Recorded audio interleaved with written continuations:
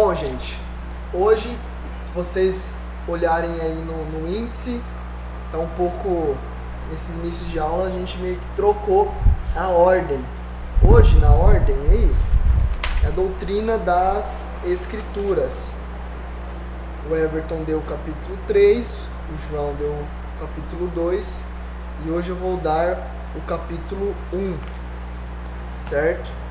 Por conta de agenda de cada professor, nós precisamos mudar. Enfim, doutrina das Escrituras, pessoal.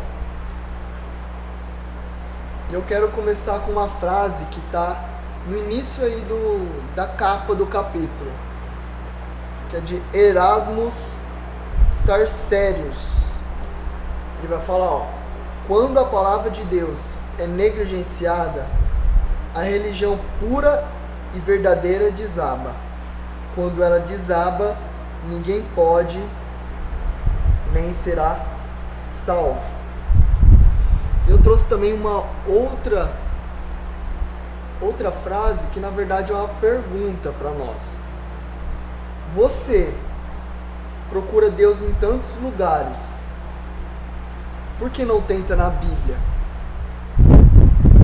E uma questão para a gente começar a nossa aula, começar a falar, conversar aqui, é: o que é a Bíblia? Para você, cada um de vocês, o que a Bíblia seria? A sua definição. Você já ouviu uma definição? Palavra de Deus.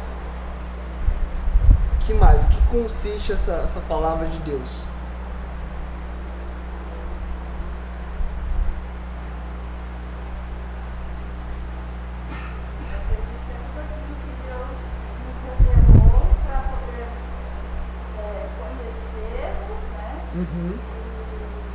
Obedecer e conhecendo, viver, né, a palavra, viver aquilo que Deus quer de nós.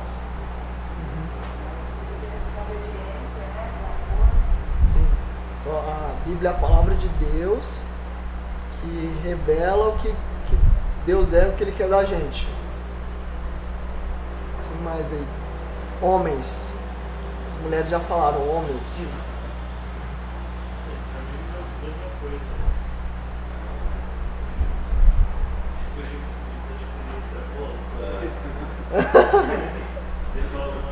É isso aí, eu concordo. Deus fala pra ele. Dá propósito de vida também. Propósito de vida. Beleza. Eu também concordo com vocês, eu não posso discordar. Então, hoje nós vamos aprender, responder essa pergunta: o que é a Bíblia? Né? É a palavra de Deus. E o que está dentro dessa definição? A parte que está intrínseca nessa resposta, né? Primeiro, eu achei interessante o que a Fábia falou, revelação.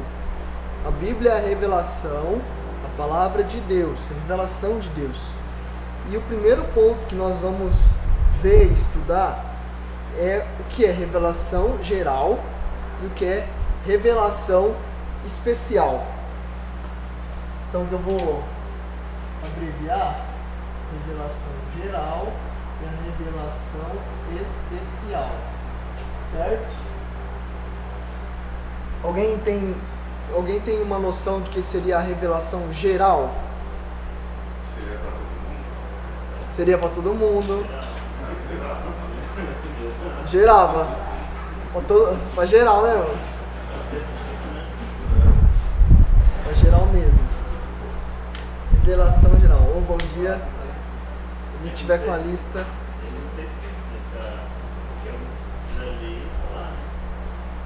Precisa ler a revelação geral?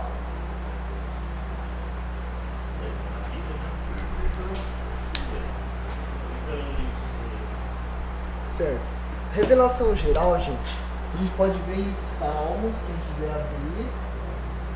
Salmos 19, do 1 ao 6. Se vocês verem aí, ele vai falar de criação, ele vai 19. Ele vai falar que os céus proclamam a Deus.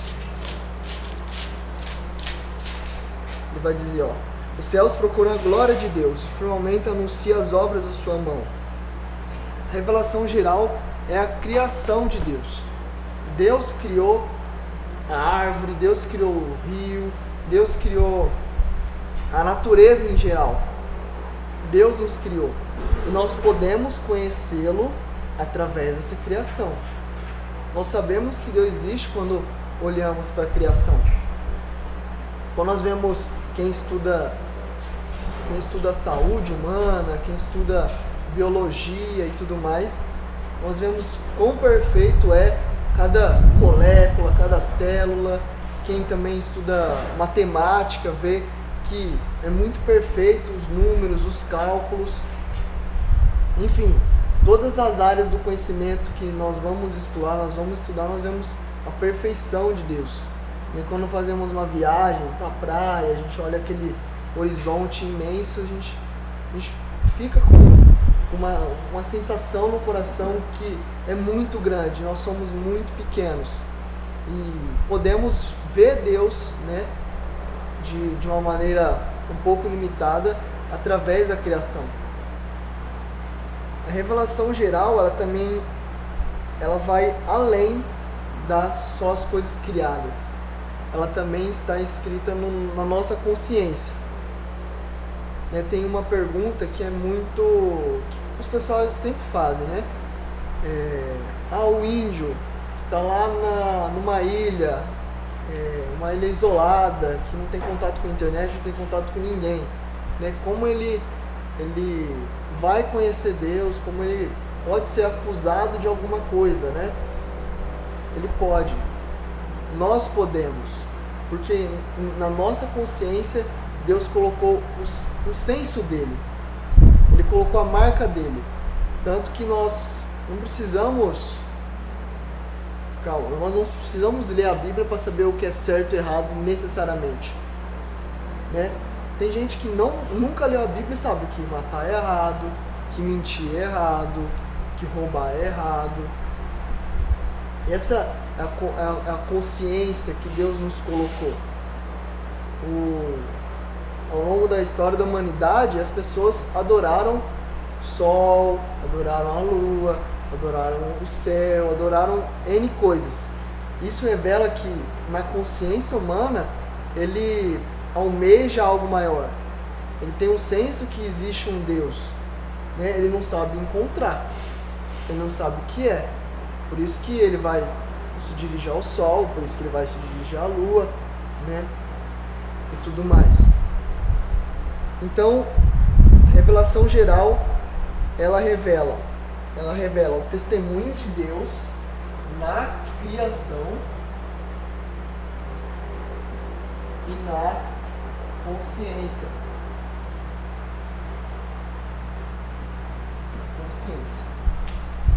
Agora, a revelação especial, ela vem para completar aquilo que falta na revelação geral. Na revelação geral, nós não conhecemos o caráter de Deus por completo.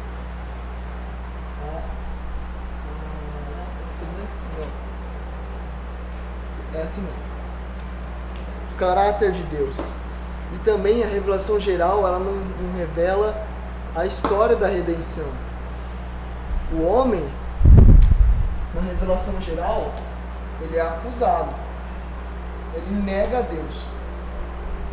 Ele não se dirigiu ao Deus verdadeiro, e se dirigiu a uma pedra, se dirigiu a uma imagem, se dirigiu ao sol. Ele não conhece a Deus aqui, ele sabe que existe. Mas ele nega, ele rejeita, ele adora uma outra coisa. Vocês podem ler aí em Romanos 1, 20 a 23. Vocês vão ver que o homem torna-se indesculpável por conta da consciência dele.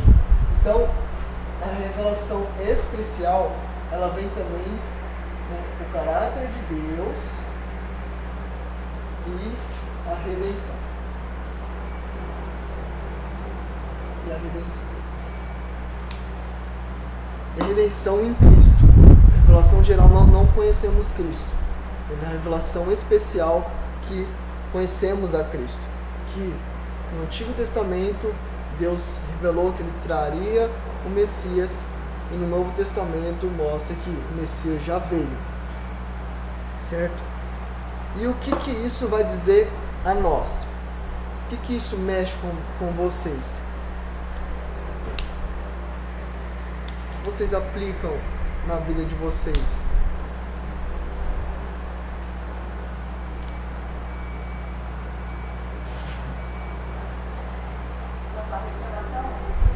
Isso, com essas duas revelações.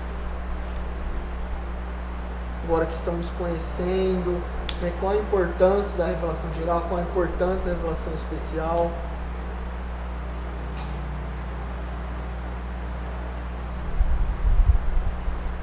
Eu consigo fazer assim, analisando amplamente, vai. Na revelação geral, eu acho que dá uma ânsia de busca de conhecimento, porque você começa, você sabe da existência de algo maior, como muitos chamam de um ser superior, né? Isso. Então você começa a se perguntar sobre o que seria esse ser, o que fez, criou tudo isso, como seria e tal. E eu acredito que a partir daí é que a gente tem a ânsia da busca pela revelação especial, né? De conhecimento, de quem é esse Deus, o propósito que Ele tem para a nossa vida, por que eu nasci, por que Deus me criou, para que o ser humano existe. Analisando muito amplamente, né? Eu consigo fazer essa Conexão. né? Ninguém mais?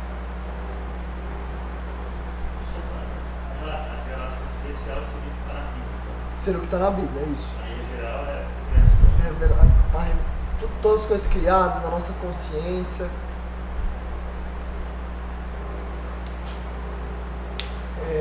Uma aplicação que a gente tira aí daqui para as nossas vidas, né, é valorizar as coisas criadas. Às vezes a gente está no nosso dia a dia, dirigindo um carro, ou no ônibus, ou trabalhando, ou caminhando, andando de moto, etc. E a gente não percebe a criação tal como ela é. A gente olha uma nuvem, beleza, uma nuvem, vai chover, não vai chover. Mas a gente ter um senso de que Deus se revelou aqui. Aqui tem a marca de Deus, aqui tem a mão de Deus, nessa nuvem, nessa árvore, nesse feixe de luz do sol, ou numa tempestade que está acontecendo aí, o trovão, quão forte é o trovão, quão, para algumas pessoas medo ele dá, como ele treme a nós. Então, valorizar as coisas criadas tais como ela é. E como a Fábia falou, ansiar mais. Cada um aqui sabe como foi a sua conversão, né? Antes da conversão, nós buscávamos, né? Mas Deus é o quê? O que existe? O que é verdade? O que não é? O que eu devo crer? Quem criou? Né? Quem que é Jesus? E aí só foi possível nós conhecer a Deus de maneira completa por conta da revelação especial. Então dá o devido valor à revelação geral, né?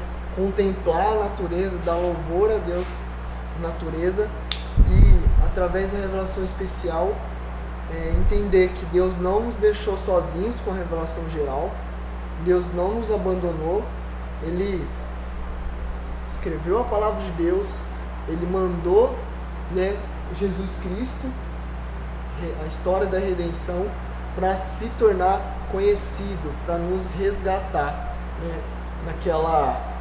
na nossa vida que a gente não entendia quem era Deus, quem era Jesus, quem éramos nós, né, e qual que é o nosso propósito, para que nós vivemos, certo? Um ponto um subtítulo da revelação geral e revelação especial é a revelação progressiva. O que seria a revelação progressiva agora da revelação especial? Deus, ele pegou em uma só pessoa, escreveu a revelação especial, escreveu a Bíblia. A revelação especial é a Bíblia.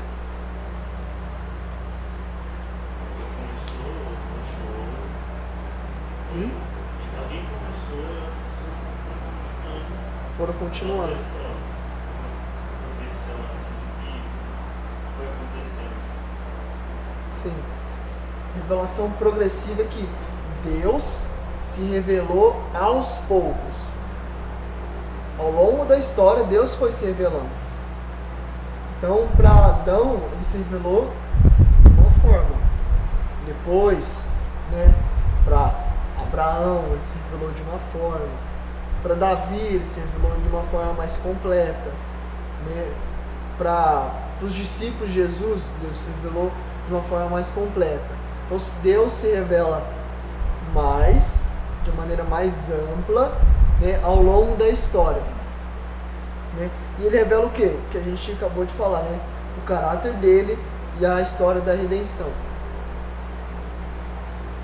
Então, o que nós encontramos na Bíblia? Toda essa revelação. E hoje, a gente divide Antigo Testamento e Novo Testamento.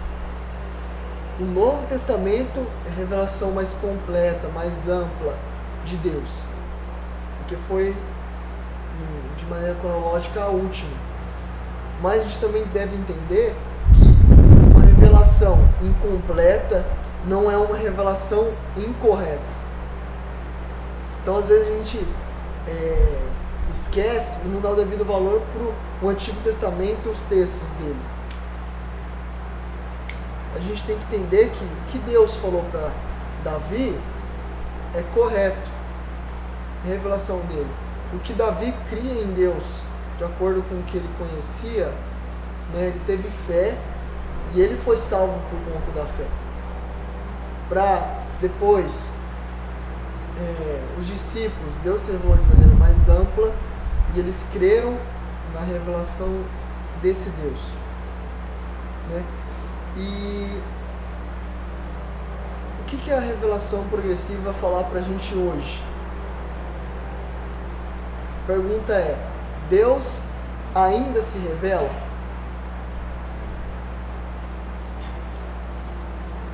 E como que Deus se revela? Ainda tem história para contar? Ou a história já é o ponto final? Então, essa é uma coisa bem interessante que estava passando agora na minha cabeça, porque eu ouvi algumas vezes dizer assim que Deus vai se revelando conforme o nosso entendimento vai, conforme a gente vai conseguindo entender. Não vou conseguir explicar dele, mas por exemplo, Eu entendi. a ciência, por exemplo. Então, a gente cura de algumas doenças, já ouvi dizer isso. E tudo isso é permissão que Deus vai dando de conhecimento para a gente, para, por exemplo, agora, bem atual é a Covid, a vacina, por exemplo, é uma permissão de Deus de conhecimento para ter uma cura, uma vacina, alguma coisa assim. Então, eu já ouvi várias coisas a esse respeito. Agora, daí a ser verdade, eu não sei.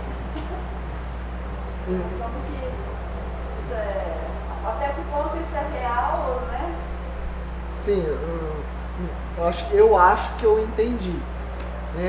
Então, o que você, Fábio, quer dizer? Que Deus ainda se revela através de descobrimentos, da ciência, mas ele revela o quê? Então, é isso que eu não entendo, porque esse tipo, eu não entendo, não ouvi como revelação, eu ouvi como permissão da gente conhecer.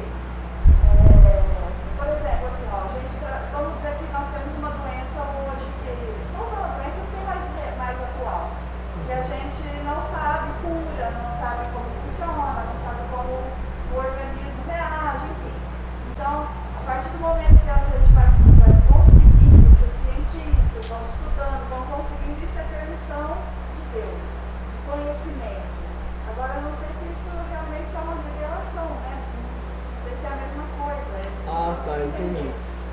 Isso daí ele está linkado com a revelação geral. É o nosso corpo criado, a natureza, a biologia, né? E Por isso que enquanto indivíduo, a gente vai cada vez mais tendo a revelação de quem ele é para nós. Um conhecimento que a gente vai tendo outros tempos. Mas por outro lado, eu acho que tem uma coisa na vida que sempre me impressiona muito. Que ainda nós vamos para um lugar que ninguém conhece, né? Que ninguém jamais viu. Nós não sabemos exatamente como vai ser de tão bom vai ser, né? Nós amar. Então eu acho que essa revelação ainda vai ser ter essa complementação depois. Agora eu sempre penso que está indo ou como indivíduo, no dia a dia a gente conhecer cada vez mais, ele se revelar cada vez mais para nós a grandeza dele, e essa também depois da morte. o que vocês estão falando, qual é o seu nome? Mariana. Mas que a Mariana está falando, né? É um ponto que a gente vai ver no final, que é a iluminação.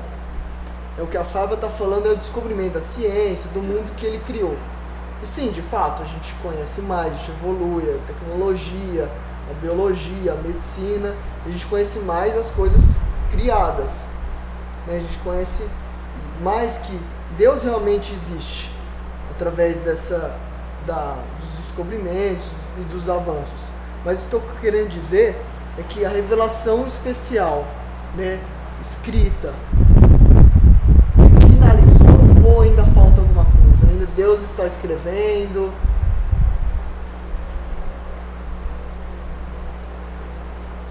É completo ou ainda peraí, falta alguma coisa? Unânime que é completa. É meio difícil falar completo, porque assim, tem coisa que a gente não sabe, mas você só vai saber quando tiver com Deus, né? Assim, agora, aquilo que eu acho que na Terra a gente tem que saber, que Deus queria que eu soubesse, está completo.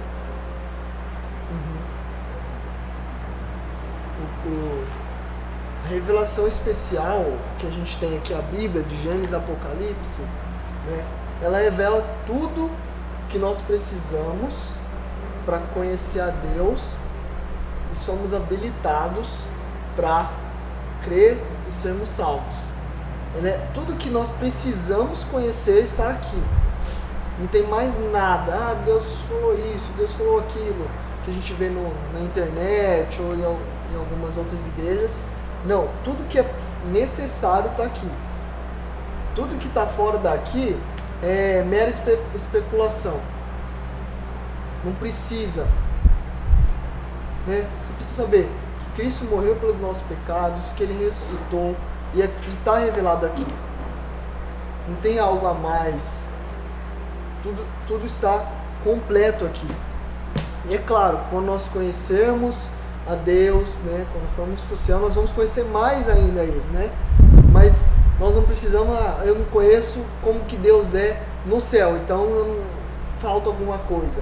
Então eu preciso ter uma visão de como que é o céu, uma visão de como que é o inferno. Não. Tudo está completo aqui. Nós vamos continuar conhecendo a Deus infinitamente para todo sempre, eternidade, porque Ele é infinito.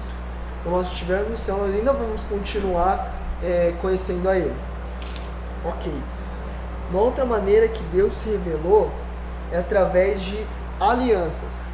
Uma outra maneira não, a maneira que a gente encontra na Bíblia. E fica fácil quando nós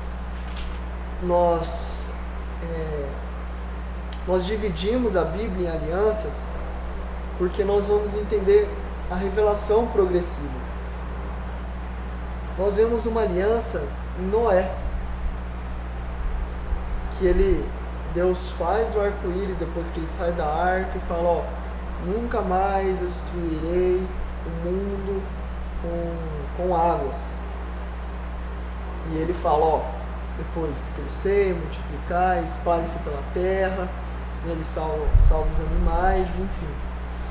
É uma revelação, é uma aliança, né, perene para sempre e incondicional. Não depende do homem para essa aliança se cumprir. Então a gente pega ao longo da história, na história bíblica, na história da humanidade, e tem uma aliança.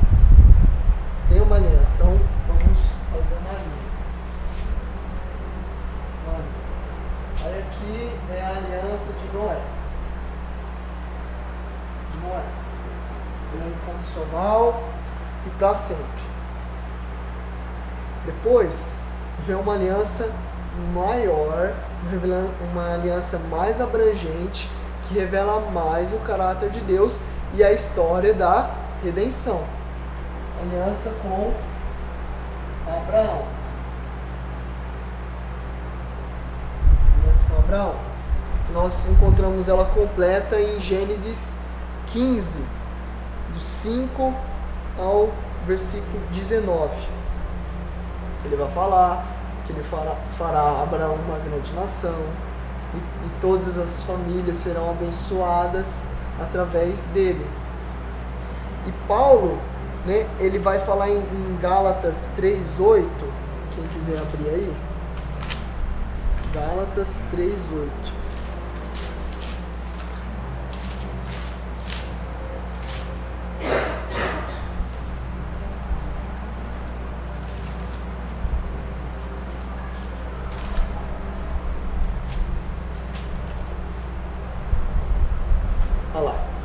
Ele vai falar assim, ó: e a Escritura, prevendo que Deus iria justificar os gentios pela fé, anunciou com antecedência a boa notícia a Abraão, dizendo: em ti serão abençoadas todas as nações. Então Paulo, ele entende, ele compreende a aliança com Abraão, e ele coloca no Evangelho que onde que todas as famílias serão abençoadas? Através do Evangelho, através de Jesus. Uma outra aliança é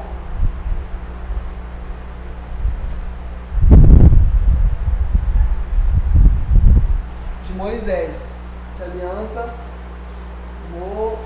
mosaica. A gente pode ver em Deuteronômio 18. É uma aliança condicional agora.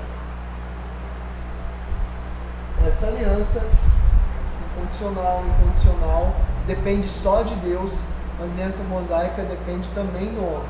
Dependiam que eles obedecessem a Deus. Se você ler em Deuteronômio 18, eu falo: se vocês me obedecer, vocês terão prosperidade. Se vocês me obedecer, vocês serão presos, vocês serão castigados por mim. Então aqui nós vemos na aliança mosaica que Israel não cumpriu. Israel desobedeceu, Israel foi castigado. Então aí nós vemos a Babilônia, os cativeiros, eles sendo dispersos, enfim. A aliança que eu quero chegar agora, né? Aí tem a aliança com Davi, que Deus sempre manteria um descendente de Davi no trono de Israel. Como Israel desobedeceu a lei mosaica, eles perderam o trono. Israel ficou sem rei. E aí, como que Deus ia manter essa aliança, que também é incondicional? Para sempre, Deus manteria o descendente de Davi no trono. O que vocês acham? Como que resolveu, como que Deus cumpriu essa aliança? Jesus Cristo, ele é um descendente de Davi. Com Jesus Cristo. Com Jesus Cristo, nós inauguramos o quê? O nome da nossa igreja, Nova Aliança. A Nova Aliança. Agora, incondicional e para sempre e última. Essa é a última aliança. Não tem mais aliança. Ela é completa. Ela é eficaz. Ela, na revelação progressiva, ela é a última.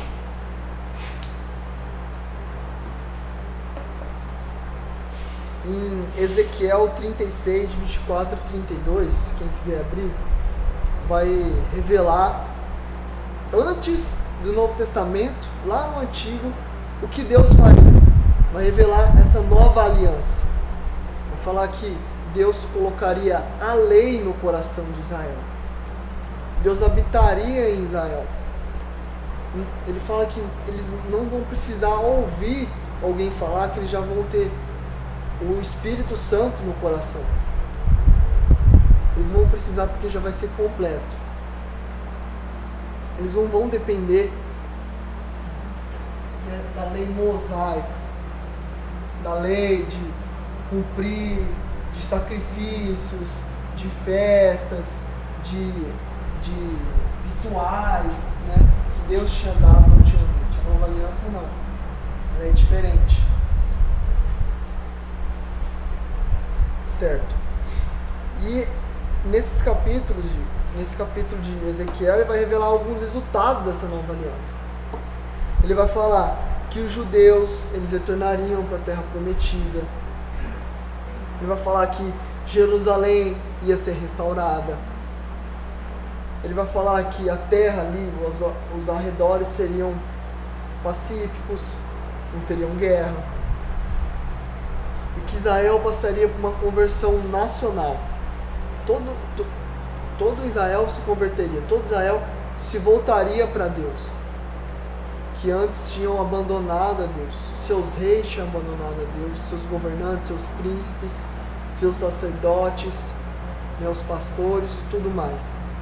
Israel voltaria a ser uma nação do Senhor. E como eu falei também, que teria a gravação da lei, dos mandamentos de Deus no nosso coração, que seríamos habitação do Espírito Santo com a vinda dele e que seríamos perdoados dos nossos pecados. E onde se cumpre essa nova aliança? Onde vocês acham que se cumpre? Em qual momento?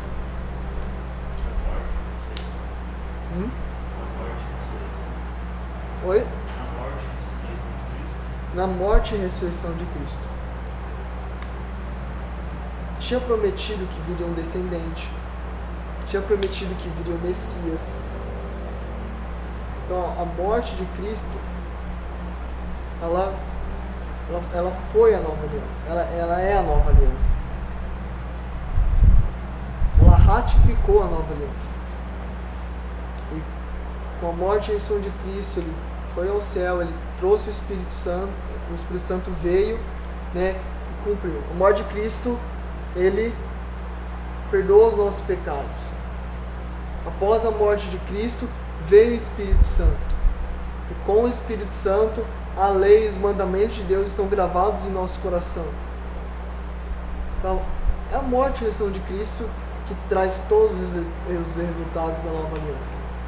Ainda alguns não vieram, como uma Canaã pacífica, como a conversão inteira de Israel, né? Mas ela cumpriu parte já, e ainda essas outras coisas que eu falei sobre Israel há de cumprir, mas foi inaugurada, só é possível por conta da morte de Cristo. Ainda os judeus, eles se converterão, isso é prometido e vai acontecer, certo?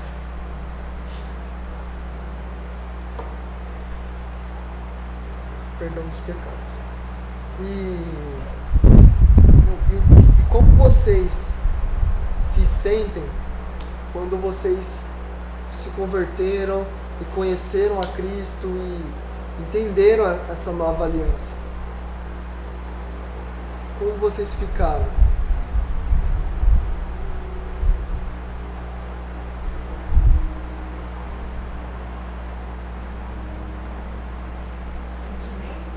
Sentimento, qual foi a sua resposta?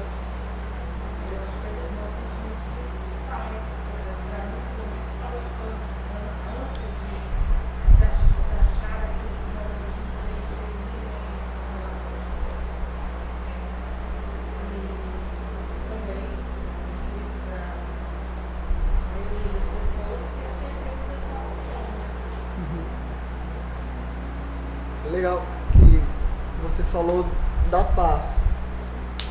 A paz que a lei não podia dar. A paz que, né, estava se estavam progredindo de maneira completa que na nova aliança nós temos. Aqui temos a paz com Deus. E o interessante dessa nova aliança que nós aplicamos para a nossa vida hoje, né, é que não depende de nós. Não dependeu de nós para que ela se cumpra. Não depende de nós para que ela mantenha. Né? Como que o sacrifício de Cristo se mantém sobre nós? É por causa dos meus esforços? O perdão dos pecados ele só mantém, né? Que, depois de me batizei, agora estou limpo dos meus pecados, alguns pensam. Então agora depende de mim. Isso me salvou, né? Me perdoou, apagou minha conta, mas agora que eu conheço, que eu sei, depende de mim. Eu tive uma sensação de alívio. A princípio foi assim, mas é só isso que eu tenho que fazer? Muito pouco, né? Essa consciência de pecador, de que eu preciso, né? Do Salvador, isso tudo pra mim assim, era porque eu achava que dependia de mim.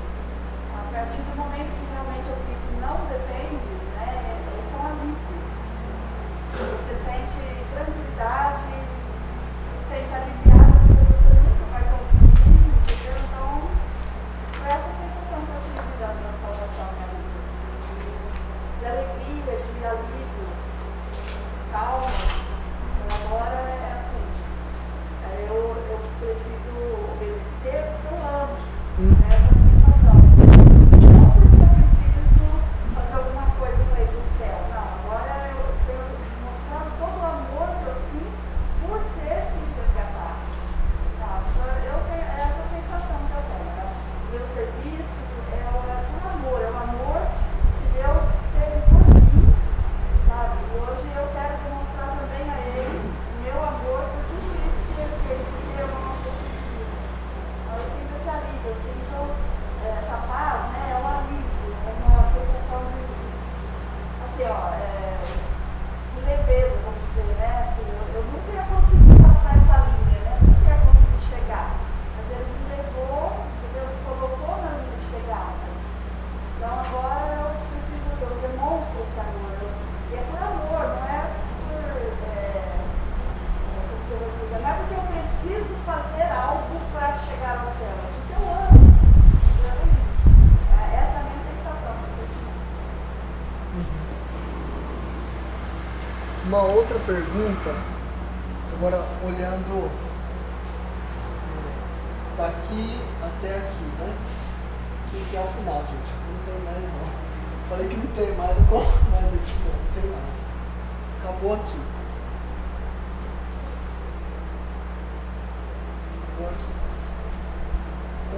Aqui, ó, vamos colocar lá Gênesis 3, que foi a queda, onde Adão pecou, Adão negou a obediência a Deus, e o pecado contaminou o homem e a mulher, o homem como humanidade. Qual foi a atitude, né? Como foi os passos ao longo dessa história do homem, e homem como uma humanidade, e Deus?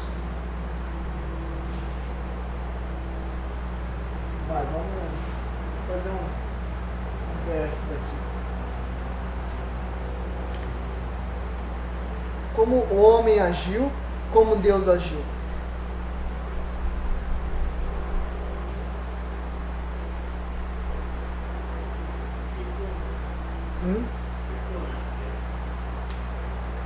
O homem pecou. Tá, ele pecou aqui. Aí iniciou a caminhada. Aí vem a história e tal. Qual foram os passos que o homem deu para corrigir isso? quais foram os passos que Deus deu.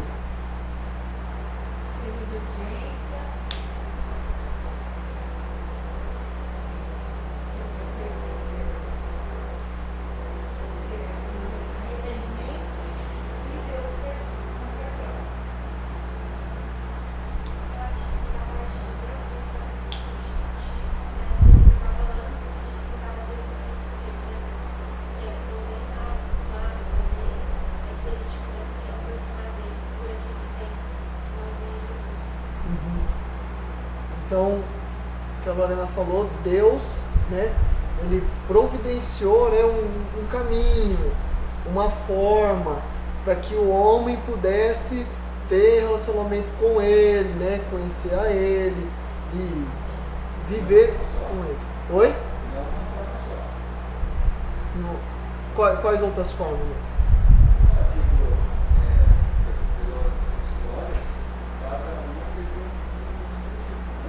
Teve um específico. Então Deus, ele foi, né, foi se aproximando do homem. Foi se aproximando do homem. O homem negou ele. O homem rejeitou ele. Desobedeceu a ele. E aí, ao longo da história, Deus foi atrás do homem. O homem fugindo, Deus foi. Não que Deus precisa do homem, mas ele é interessado em resgatar o homem para si. E o homem fez o quê? Só fugiu de Deus, só desobedeceu a Deus, só negou a Deus ao longo dessa história. Então, o que isso vai nos ensinar? A Bíblia, a revelação progressiva, essa revelação especial que a gente aprendeu hoje, né? Que quem é o dono, quem escreveu essa história até hoje foi Deus, não foram nós, não foi só Ele. Ele que mexeu com impérios. Se você estudar mesmo a historicidade da Bíblia, você vai ver o Egito, você vai ver a Babilônia, você vai ver o Império Romano, você vai ver, enfim, tudo. Toda a história que nós vemos nas escolas, sem ler Bíblia, né, nos livros das escolas, nós vemos esses impérios. Nós vemos o que a Bíblia já falava muito antes, né? E Deus mexeu na história. Ele escreveu a história do homem, controlando reis que não conheciam a ele, controlando a natureza, tudo para que o homem conhecesse a ele e o homem se voltasse a ele. Tudo ele fez, cada detalhe da história ele colocou a mão para chegar até aqui. Então não foi algo que caiu, aí veio, Jesus veio. Para Jesus vir, ele precisou, né, salvar um homem de novo. Para Jesus vir, ele precisou escolher um homem para ser pai de uma nação. Para Jesus vir, ele precisou, né, resgatar o povo do Egito e separar eles. É aqui que Moisés ele entrega a terra prometida, né? Mas aqui veio Davi, e de Davi veio Jesus. E aqui nesses meios aqui é a história. São anos, são guerras, são reis, um sucedendo o outro, enfim. Então, nós entendemos as alianças, né, e como Deus mexeu com a história, nós vemos o seguinte, que hoje, né, e também no passado, Deus está aqui, Ele está interessado em nós. Ele não criou o mundo e abandonou.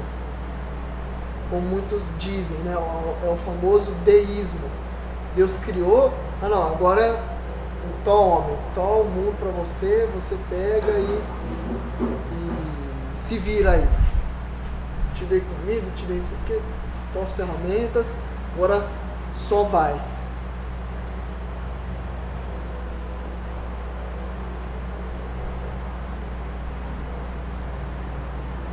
Só vai. E agora, pra gente chegar no ponto que Mariana, que a Mariana falou de entender, conhecer, absorver a revelação de Deus, né?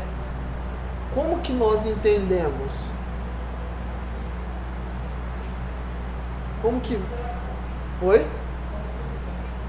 Com estudo, mas como nós, a partir do estudo da Bíblia, nós conhecemos a Deus? Porque tem descrente que estuda a Bíblia, por exemplo, o Jô Soares, ele estuda a Bíblia, ele conhece, ele conversa, né? Mas ele não crê.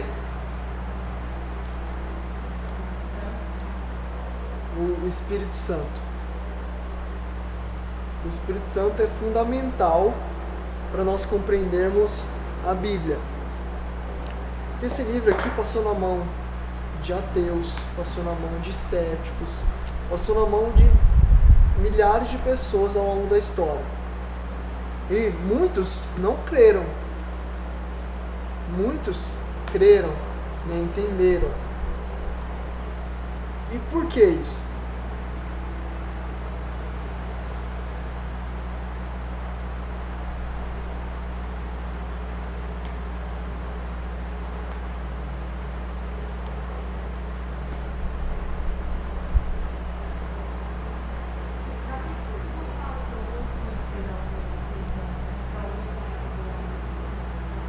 Eu não entendi.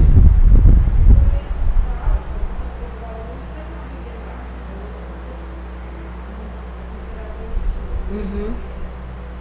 Sim, para uns será revelado e para outros não. Nós entramos aqui porque eu falei que a gente ia ver, né, a inspiração do Espírito Santo. Sem a inspiração, nós não podemos compreender a Deus. Ela vai dizer, né, na revelação especial, na nossa leitura bíblica, né, quando pegamos, estudamos os versículos, tudo mais, e é o Espírito Santo conduzindo o homem, né,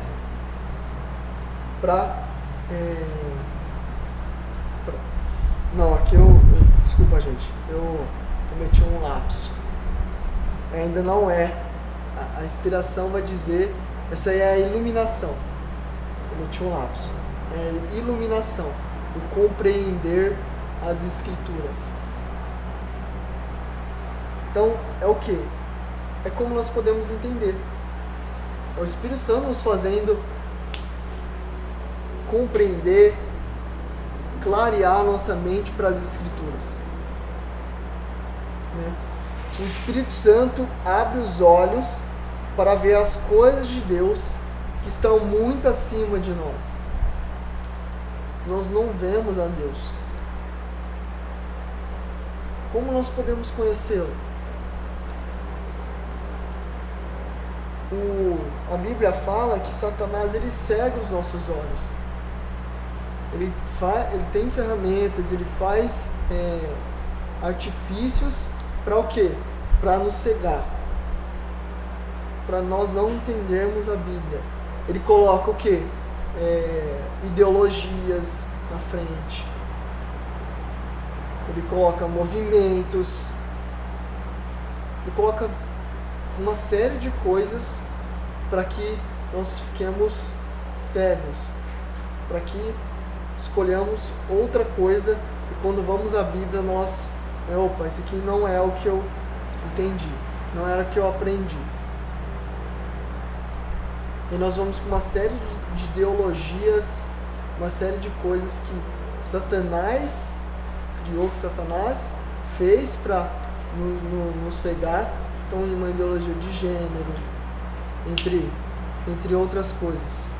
Ah não, mas a Bíblia é contra a ideologia de gênero, ela é contra a homossexualidade e uma série de coisas.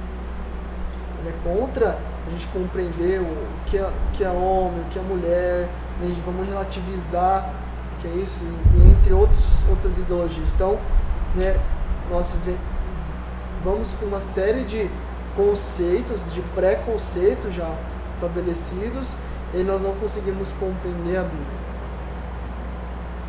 E também por conta do nosso pecado. E alguém quer contar um pouco da experiência que foi quando li a Bíblia antes da conversão e depois, quando começou a ler a Bíblia depois da conversão? Ou algum momento que você foi ler o texto e o texto foi fazendo sentido para você? Você, nossa, caramba, isso aqui faz todo sentido para mim. Alguém que vai contar uma experiência pessoal?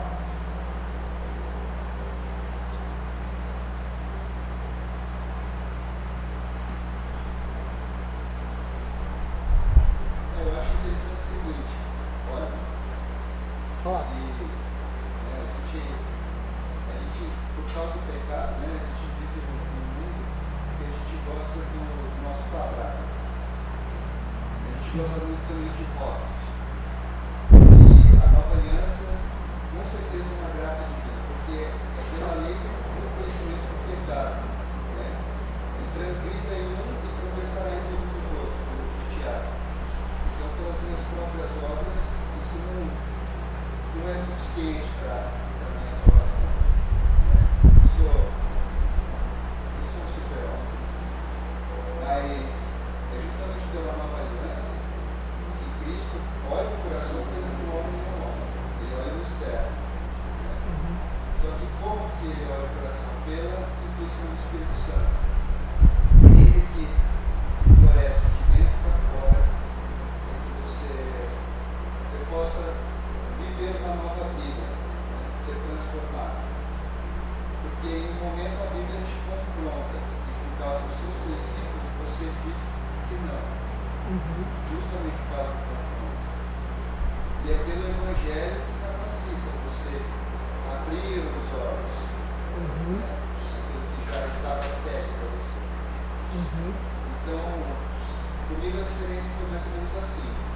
Queria estudar uma coisa, queria aprender uma coisa, confrontar aquilo que já me confrontaram. E não resolve. Eu gosto muito de um filme que uma vez o próprio me indicou, Em Defesa do Evangelho. Que é um exemplo de como eu vivi minha vida antes. Não sei se alguém viu. É um jornalista que ele quer provar que o cristianismo não passa por uma ideologia, de um fato moral diferente. Mas não algo que é totalmente concreto e grave. Assim como uma relatividade como todas as outras. Foi assim para mim. Aprendi sobre o batismo na Igreja Católica e é ali que eu fui confrontado. O batismo de Romano 6, que eu li, que foi onde, bagunçou tudo aqui dentro. Aí foi aqueles sentimentos que eu acredito que todo mundo já tenha tido: tristeza, arrependimento, choro e, consequentemente, alegria. E a graça dela é uma alegria. Beleza, obrigado, Amir. E é sobre isso, de nós sermos confrontados pela palavra, e aí não entendemos, não queremos compreender, mas vem o Espírito Santo e nos induz, e nos move, e nos leva a compreender, e aquilo que antes não fazia sentido passa a fazer. Então, como o homem compreende? Pela iluminação do Espírito Santo. Por isso que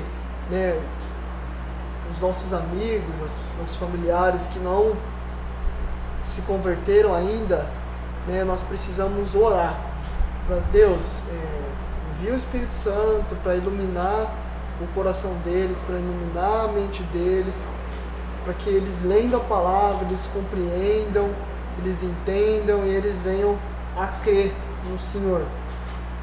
Porque não é o nosso convencimento, não é o nosso argumento, não é o que a gente estudou.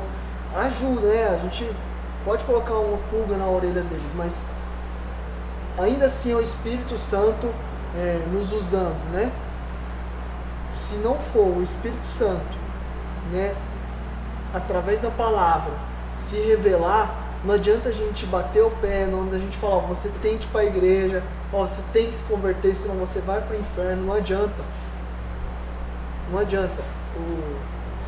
Uma das experiências que eu não vivi ainda, né, de alguns pastores é que quando uma esposa ela tem um marido que não é convertido, ela fala, ó, você tem que se converter, você tem que converter, você tem que se converter. Aí ora, fala, né? Ou uma mãe fala pro filho, ou um filho que fala pro irmão, etc. Você tem que se converter, menino. Aí fica martelando, num convencimento, achando que na força do grito vai fazer a pessoa se converter. Aí quando para de, não, vou entregar na mão de Deus, vou orar aqui no meu secreto, eu vou ficar mais calmo, vou parar de ficar batendo o pé. Aí com o tempo a pessoa vem se converter. Porque é o Espírito Santo, não é a própria pessoa. E no final ainda faltam 3 pontos, né? É o da inspiração que eu tinha dito. A inspiração, né? O que ela vai dizer? Os livros da Bíblia, muitas pessoas dizem que foi escrito pelo quê? Por homem. Não vou ler a Bíblia porque é escrito por homem, tem falha, tem mão humana. E aonde tem mão humana, o ser humano é falho. Erra, né? Se Paulo errou, entendeu? Então eu não vou ler a Bíblia, eu não vou crer nisso daí. Um questionamento que serve para a gente argumentar contra isso mas você lê artigos científicos, você segue a bula médica, a bula do remédio, né? Você compra os remédios que o médico te receita, você lê o livro de história, você lê jornal, você crê nessas coisas, né? O engenheiro faz a planta, faz o projeto, escreve o projeto e ainda assim você entra no prédio que ele planejou, né? E aí? Esse é um argumento que nós podemos usar. Tudo você crê, menos no que você não quer, né? Que é a Bíblia. A inspiração, ela vai dizer que o Espírito Santo, ele conduziu os homens na redação da Bíblia. Homens inspirados por Deus, né? Não falaram, movidos pelo Espírito Santo, não falaram da parte de si, não falaram por opinião própria, mas da parte de Deus, inspirados pelo Espírito Santo. O texto bíblico, ele é inspirado. E muitas pessoas caem no erro de que, como foi a inspiração? Foi um processo de que baixou o Espírito Santo e eles foram redigindo, como Chico Xavier, que fecha os olhos e começa a ter alguns espasmos e vai escrevendo? Não. Ou o Espírito Santo foi falando no ouvido deles e eles foram copiando o que o Espírito Santo falou? Não. A inspiração bíblica, ela foi realizada com o nível de conhecimento de cada autor, aonde cada autor estava morando, a cultura, o costume, tudo. A identidade do autor foi considerada, não foi anulada. Você pode ver isso através dos textos de Lucas né, em Lucas e Atos, que é um texto mais detalhista, por ele ser médico, né? E o texto de Pedro, um texto mais prático, porque Pedro era um pescador. Então a gente vê essa diferença. A gente vê Davi, um livro poético, com muitos detalhes. Nós vemos os livros de Moisés, ele que foi criado no Egito, recebeu a educação egípcia. Então, não foi um processo que foi só o Espírito Santo ou que foi só o homem. Teve o trabalho de ambos. O Espírito Santo supervisionou a inspiração. A inspiração, ela é verbal, é o que está escrito, é o que está aqui. Cada letra foi inspirada, cada palavra foi inspirada. Ela é plenária, ela é plena, a Bíblia inteira. Ela é concursiva, né? Ela é escrita, e ela é convergente que une dois pontos, o Espírito Santo e o homem. E aí, como não há erros? Na Bíblia há alguns erros. Por quê? O que foi inspirado foi os autógrafos, que são os livros originais. Muitas coisas que a gente tem que tomar cuidado. As cópias foram copiadas e alguns erros de gramática foram copiados. O homem, ao invés de escrever homem, é por ser uma grafia igual, ele escreveu cavalo. E isso, o que vamos estudar nisso é a crítica textual. É uma ciência que a gente aprende. E o interessante é que no caso da Bíblia, né, as cópias que conteram erros foram sendo corrigidas conforme foram descobrindo mais manuscritos, mais cópias e tudo mais. E a Bíblia em si é o livro mais antigo, mais fiel que existe dentre todos. Livros de Sócrates, Sócrates nos escreveu, né? Os discípulos de Sócrates escreveram sobre ele, né? Os livros que falam sobre que Platão escreveu, entre outros filósofos da antiguidade, né? Todos não se comparam com a Bíblia. Então muitas vezes as pessoas vão ler lá Sócrates, vão ler não sei o que, mas a Bíblia não lê. A Bíblia, ela tem mais de 1.500 cópias, mais de 5.000 cópias. Isso, para essa ciência, né, da crítica textual, é muito bom, porque mostra que quanto mais cópias iguais, dá para comparar textos, dá para ver que a essência do que foi escrito se manteve. Então, o que nós temos hoje é plenamente fiel, né, ao que nós tivemos, que eles escreveram, que Paulo escreveu. Então, quando uma pessoa questionar, a Bíblia contém erros, você fala, mas você crê no que está escrito sobre Sócrates? Sócrates, se não me engano, tem 14 manuscritos. A Bíblia tem 5.000 cópias, né, de manuscritos. Então a Bíblia é um livro de história. Se quer aprender história, é na Bíblia. E ela não perdeu a essência, não perdeu o conteúdo, não perdeu nada do que Deus queria se revelar. Então ainda hoje ela é um instrumento habilitado para conhecermos a Deus e conhecermos a história da redenção. Um outro assunto que nós devemos também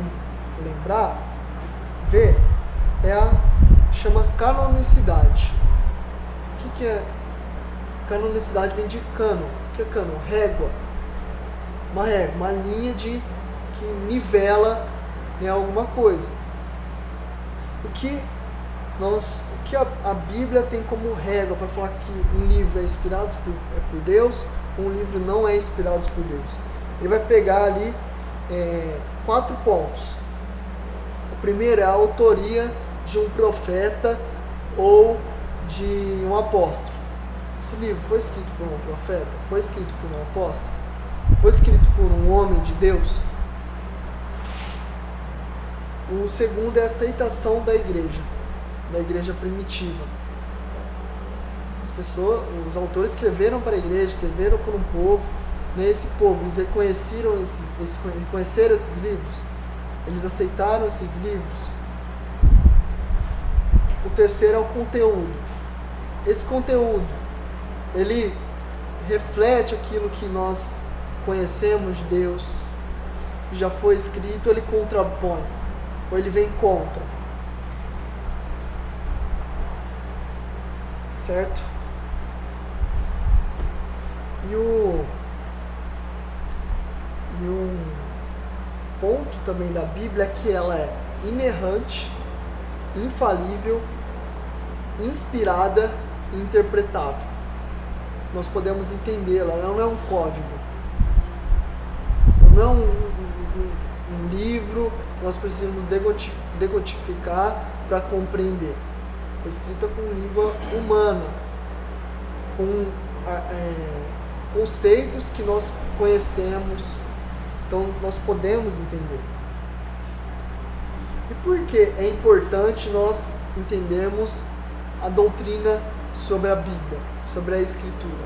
Porque para nós cristãos, atualmente, nessa igreja, nesse bairro, nessa cidade, é importante nós entendermos a doutrina da Escritura.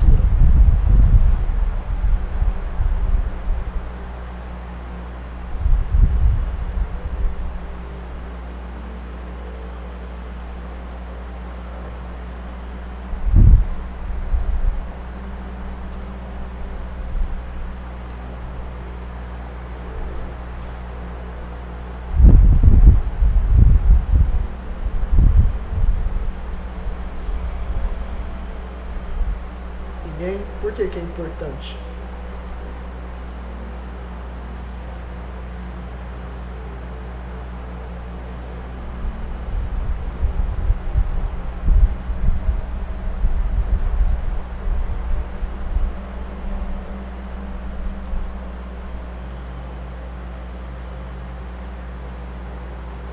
É importante, gente, para nós defendermos a nossa fé também. Quando alguém vier confrontar, não, isso, não, a Bíblia é isso. Para nós conhecermos verdadeiramente a Deus, é importante a doutrina das Escrituras para que nós a leiamos também da maneira correta. Se você crê, né, que há erros na Bíblia, se nós cremos nisso, vamos crer em quê? Se um texto é questionável, né? O que vai impedir de um outro também não ser questionável? Se um há falha em tudo. Se um não é inspirado, o que vai dizer que o outro não é? É importante nós entendermos que a Bíblia é inerrante, que ela não erra na sua história, na geografia, ela não erra na história. Mais e mais a história, a ciência descobre que o que é bíblico aconteceu de fato, o que está escrito aconteceu. Ela é infalível. Ela é infalível naquilo que você, homem, você deve fazer dessa forma. Você deve crer nisso. Você deve agir dessa forma. O Provérbios vai dizer, refreia a língua, vai falar várias coisas. E isso é plenamente infalível. O homem, quando ele segue a Bíblia, segue a Deus, ele tem uma vida melhor. Ela é infalível na questão também do que crê. Não é crer nas obras, sim é crer em Jesus. E o ponto para finalizar é como Jesus, o nosso próprio Senhor, ele tratava as Escrituras. Se nós cremos nele, nós temos o quê? Que considerar as escrituras como ele considerava, né? Ele usou a escritura, a Bíblia, para resistir à tentação. Ele realçou a lei mosaica. Ele comparou as suas próprias palavras como escritura. Ele falou que as profecias se cumpririam. Ele falou que nas escrituras tem a vida eterna. Aqui contém a vida eterna. O homem, para ter a vida eterna, é nas escrituras que ele encontra. Falou que o Espírito Santo conduziu os autores bíblicos no processo de inspiração. Ele considerou a história da Bíblia, a historicidade, os acontecimentos que ocorreram no passado. Ele considerou a inerrância, a integridade da Bíblia. Ele falou que conhecer as Escrituras é importante. Nós devemos conhecer. Ele falou também que o Espírito Santo guiaria os apóstolos no processo de escrever as Escrituras, de continuar o ministério dele. Ele considerou a gramática da Escritura, aquilo que está escrito. Então, a gramática é super importante no processo de compreender a Bíblia. Nós devemos considerar. Porque até um pontinho, até uma vírgula é importante. Então, que nós não caiamos em erros como o liberalismo, para quem não conhece, de que algum livro ou outro não é inspirado, a Bíblia não é tudo isso que fala, há erros. Também nos movimentos heréticos, de, por exemplo, o Adventismo. Não, Ellen White, ela também é inspirada por Deus, também é uma profetisa de Deus e é revelação. Ou também outros erros de considerar um pastor, ou um padre, ou qualquer outra figura religiosa como também autoridade divina para revelar uma nova verdade. E entre outras coisas. Então, quanto mais nós nos apegarmos à Bíblia, à doutrina, nossa vida será melhor. Nossa luta contra os pecados, nossa defesa do Evangelho, na maneira que nós evangelizamos, na maneira que nós vivemos em família, na maneira que nós viemos à igreja, entre outras coisas. Super importante a Bíblia. Se não tivermos a Bíblia, nós não conhecemos a Deus. Nós vivemos no escuro. Nós não conhecemos a Cristo. E sem ela não somos habilitados na nossa vida. Então que possamos dar o devido valor a ela e lê-la mais, deixar a preguiça de lado e pedir por iluminação mesmo, para que a palavra de Deus confronte o nosso coração e nos conduza. Porque se não for isso, nós estamos perdidos. Se não fosse Deus, né, conduzindo a história, escrevendo, conduzindo a redação da Bíblia, e essas verdades estão escritas aqui, nós não seríamos nada. Então que o livro que mais lemos seja a Bíblia. Tá bom? Então vamos orar. Senhor Deus, querido Pai, obrigado por essa aula. Obrigado pela cooperação de cada um aqui, Senhor Deus. Que o Seu Espírito nos ilumine no culto, ilumine nosso coração também no entendimento da doutrina das Escrituras. Possamos dar o devido valor a ela, Pai. E que a partir disso nosso coração seja transformado. Que possamos nos empenhar mais em nossas leituras, ó Pai, em nossa vida piedosa com o Senhor, para que nosso coração seja mais Teu e menos do pecado, ó Pai. Em nome de Cristo. Amém.